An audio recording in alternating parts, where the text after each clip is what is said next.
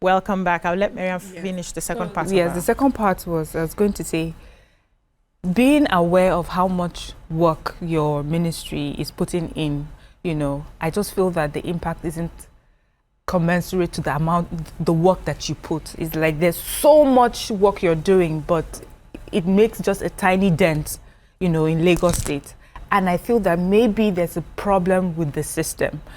Lagos State there's just so many people that come into the state, right? And when you compare Lagos State to many parts of rural Nigeria, Lagos State is, apart from the people, the amount of waste, the open defecation. When I'm coming to work on Adele, yes, Adele, there are these manholes that are open. Some mornings, there will be about 6 to 7 people squatted beside each other, just going at it every morning, you know. And I'm saying, I hear the advocacy, I see the work, but there are still people doing all these things. Yeah. What is the system going to, we need to look at the system differently and see what we can do that will make a true impact. Let me tell you the difference. I will tell you that we have 1,710 government-built, operated public toilets, free, statewide. Now, you have major oil marketers, you have independent oil marketers. For each gas station you build, you must attach a public toilet. By the time you add that and you sum it up, you have about 7,000 plus public toilets.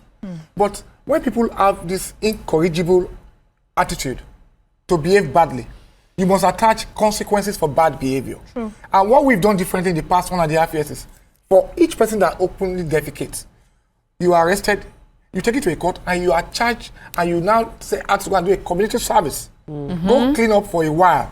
And we've been doing that consistently. From Beggar, our boundary with Ogun State, down to the whole of Lagos, Oshodi, okay, everywhere. And it's a pushback. It's a cultural thing, like you said. And to make people change from bad behavior, you must be very consistent with your advocacy. You must be very consistent with your messaging. And then you must attach consequences to bad behavior. Now, to the first question on the social media stuff. Miriam, I defy a bit with you. And I'll tell you why I said this.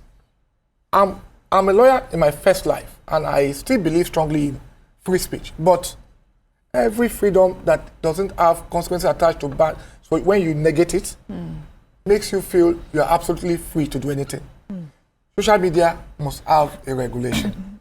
And I will tell you, when you are not a subject matter expert, but you have the grace to buy data, and you now go to a corner of your house and you speak on expert issues because you have some followership, or you are trying to curry followership, you're sending a very strong signal, a very wrong one at that.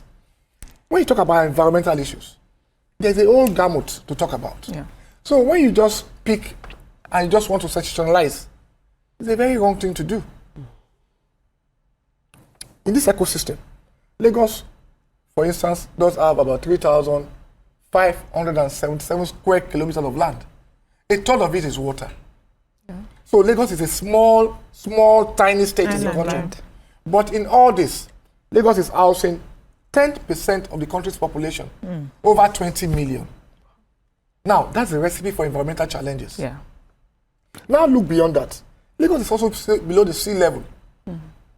So which means the Atlantic to the south of us, the lagoons, the creeks, when it rains heavily, for instance, there will be a lockup. Lockup means the water will not, the storm water will not be able to leave. It will hold back because the tidal level is high for about 1 or 2 hours. That is flash flooding. It happens globally in coastal cities or states. So people will now go on social media and choose to just sensationalize one area. Oh, look at Lekki, it's flooded. They don't know what is behind that Lekki flood. For instance, it's a flash flood.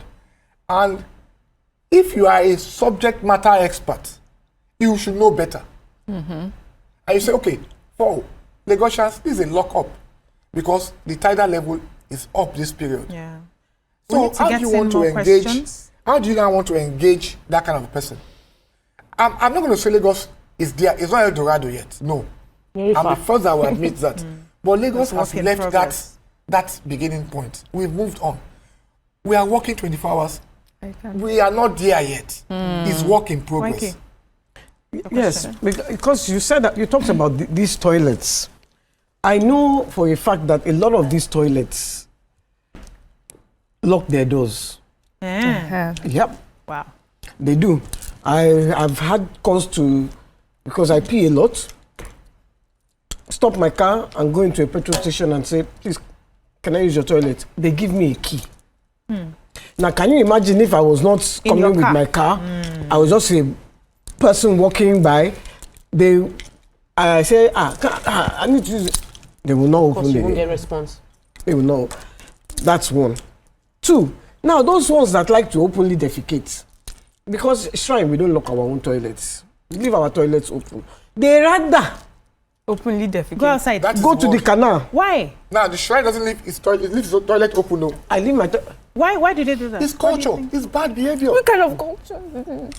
and then, so that canal under the road is always thinking, we suffer for it. I know. So in that kind of situation, That's a culture. what, because we don't have power, I don't have power to arrest anybody that is openly Defecating there, defecating. yeah. So how are you going to address that kind of situation? Because Honestly, it is a situation you where have spoken extensively about open defecation. Let me also try answer. You know, for those that know the shrine, from Pepu, from the old shrine, for those who are very familiar with the old shrine, people that have bad behaviors were not always allowed into the system. They always asked to, they push them back. Okay. But the new shrine is a modern place. What the Yorubas call Ogbaole, Ogbole. But you must not draw the line. You've drawn the line to say, okay, we have a toilet, we're not even shutting our doors at you. For you to choose not to use it shows you are badly behaved as a person. So what we are now doing is we are prosecuting.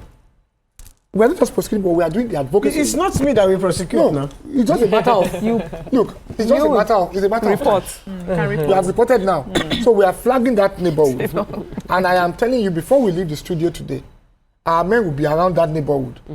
We're not saying we're going to arrest everybody, but we're going to make a scapegoat of 1 or 2 persons. That will send a very strong message. And that is what is done all over the world. Years back, there used to be a city in the US called Detroit. Detroit was one of the most prosperous cities in the US. At a point in time in their life, they dropped the ball and they lost it on law and order. It became all commerce affair and they lost that glory and they're still trying to recover today. Lagos cannot afford to be a Detroit. There used to also be a time in New York, for those who are very familiar with New York, before Giuliani. New York was a den of crime. Dirty. And the man came and said, enough is enough. Yeah. Leave the prose and leave the poetry of your campaign slogans. We are going to enforce law and order. And that was a mantra. And New York turned around within 6 months. And they are better off today. Where is our own 6 months? They are still not that good. Where is our own 6 months? Can I answer you? However, I'll have to pause you here. People start saying, oh, government is too hard on them. Government is arresting them. They start throwing emotions to it. They are too wicked. It's not about being wicked. Without law and order, no city can develop. No state can develop. True.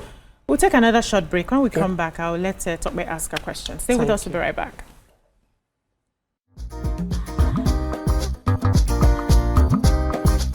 Stay tuned. Your View will be right back.